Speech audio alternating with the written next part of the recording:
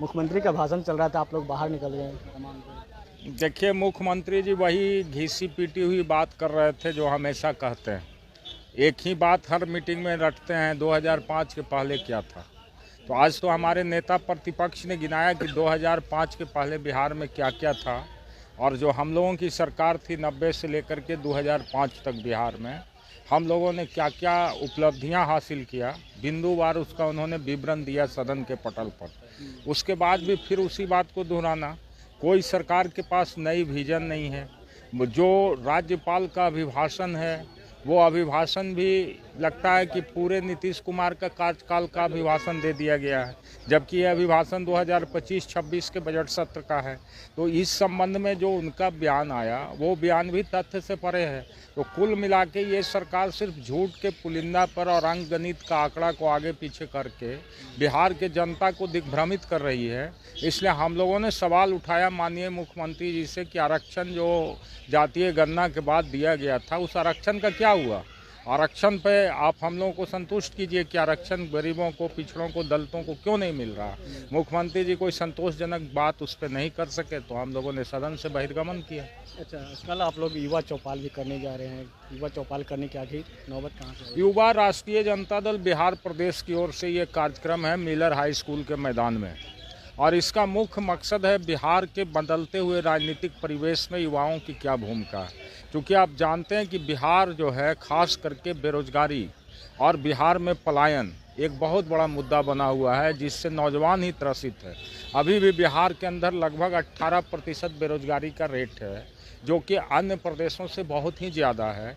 और हम बार बार बिहार की सरकार रोजगार के अवसर देने के नाम पर सिर्फ ये बातें करती है, लेकिन उसको उपलब्ध नहीं किया जाता है। स्किल डेवलपमेंट के नाम पर ये बहुत सारी एजेंसियां चला रही हैं, लेकिन उन एजेंसियों के माध्यम से लोगों को रोज़गार नहीं मिल रहा है। रोज़गार के लिए कोई बाहर से कोई यहाँ पे बड़े बड़े कोई इन्वेस्टर्स नहीं आ रहे हैं जो कोई कल कारखाना लगा सके। तो ऐसी हालत में रोज़गार की बात करना तो बेवजह लोगों को दीवा स्वप्न दिखा रहे हैं। तो हम लोग बिहार में जो हमारा इंफ्रास्ट्रक्चर है उस इंफ्रास्ट्रक्चर से हम बिहार के नौजवानों को किस तरह से रोज़गार देने का काम करेंगे और क्या हमारा रोड मैप होगा, इस बात के लिए हमने बिहार के नौजवानों को बुलाने का काम किया है। चुनाव भी इस साल है, आप मुख्यमंत्री नीतीश कुमार के गृह जिला से आते हैं, एकलौते विधायक वहाँ से, क्षेत्र के क्या कुछ समस्या है जो सदन के पटल पर रखे? कल कब्रिस्तान के घेराबंदी के जिक्र कर रहे थे, और भी क्या कुछ है? देखिए, प्रतिदिन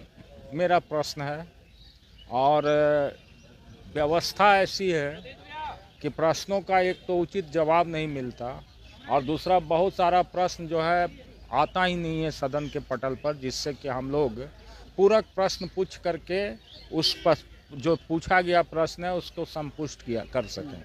इसीलिए हमारा जहाँ तक हमारे विधानसभा का क्षेत्र का मामला है, हमने अपने विधानसभा क्षेत्र के लोगों से भी ये वादा किया है कि हम अपने 5 वर्ष के कार्यकाल का रिपोर्ट कार्ड पेश करेंगे, और रिपोर्ट कार्ड पेश करने के बाद उसी आधार पर जन अदालत में जाकर के जनता से विश्वास मत हासिल भी करेंगे। इसलिए हमारा विजन क्लियर है और हम हर समस्या के निष्पादन के लिए सदन से लेकर के सड़क तक काम करते हैं। और आपको पता है कि हम प्रत्येक दिन जनता दरबार लगाते हैं अपने इलाके में। हर ये सप्ताह में एक दिन इस्लामपुर में, सोमवार को और मंगलवार को एकंगरसराय में। तो ये जो जनता दरबार हमारा, इसमें जनता की से हमारा सीधा इंटरेक्शन होता है, और सीधा इंटरेक्शन के आधार पर जो उसकी समस्याएं होती है उसका त्वरित निष्पादन हम लोग करते हैं, और जो समस्याएं वहाँ पर त्वरित निष्पादन के लायक नहीं है उसके लिए हम लोग प्रयास करते हैं। तो हमारा विजन है कि हम अपने क्षेत्र का विकास करें, और उसके लिए विधानसभा के पटल से जो हो सकता है हम लोग यहाँ भी होगा ना कुछ समस्या। अब आपको चुनाव में ही जाना है। आज ही हमारा 2 क्वेश्चन था इस्लामपुर में। पूरे इस्लामपुर विधानसभा क्षेत्र में एकमात्र अल्पसंख्यक विद्यालय है, GMK उच्च विद्यालय खनका। उस विद्यालय में पुस्तकालय का कमी है, पुस्तकालय नहीं है, पुस्तकालय के संबंध में हमारा था। दूसरा, कल बजट में प्रावधान हुआ, माननीय वित्त मंत्री जी सदन में घोषणा कर रहे थे कि हर प्रखंड में एक डिग्री कॉलेज खुलेगा। तो हमने पहले ही सवाल डाल रखा था कि जीएमके उच्च विद्यालय एक उर्दू विद्यालय है और ये विद्यालय हर तरह से महाविद्यालय बनने की अर्हता रखती है, इसलिए इसको महाविद्यालय में परिणत कर दिया जाए, जिससे कि हमारे ब्लॉक में भी एक डिग्री कॉलेज हो जाए। और डिग्री कॉलेज यदि हो जाता है तो वहाँ के विद्यार्थियों को कहीं पढ़ने के लिए डिग्री तक आने जाने की ज़रूरत नहीं पड़ेगी। तो ये हमारा डिमांड का आज के दोनों क्वेश्चन हमारा है, हमारे ई में आपका क्वेश्चन पेपर जो है उसमें देखिए दोनों क्वेश्चन हमारा है, और उसके बाद कल भी जो है उसमें भी हमारा क्वेश्चन रहेगा। प्रतिदिन हमारा स्लैब में एक क्वेश्चन। आखिरी सवाल, आप लोग मुख्यमंत्री को बताते हैं, थके हुए मुख्यमंत्री हैं, लेकिन लगातार ऑफर दे रहे हैं। राबड़ी देवी कहती हैं कि आ जाइए हमारे साथ, आपके विधायक कहते हैं ललित यादव कि आ जाइए हमारे साथ। आखिर मुख्यमंत्री देखिए किनकी क्या सोच है, उससे राजनीति नहीं चलता। राजनीति वसूल सिद्धांत, नीतियों और विचारों से चलती है। अभी माननीय मुख्यमंत्री जी एनडीए के साथ हैं, और एनडीए के साथ होने का मतलब है कि नीतीश कुमार जी विपरीत मानसिकता के शिकार हैं।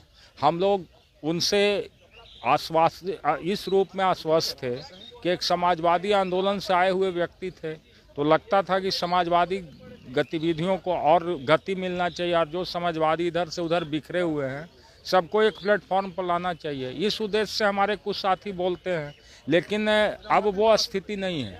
अब स्थिति बिहार में एनडीए बनाम यूपीए की लड़ाई है, और इस लड़ाई में नीतीश कुमार जी के नेतृत्व में एनडीए चुनाव बिहार में हारी हुई है, इसलिए कि जिस गाड़ी का चालक ही मानसिक रूप से अशांत है, शारीरिक रूप से अशांत है, वो चालक सही दिशा में गाड़ी को नहीं ले जा सकता।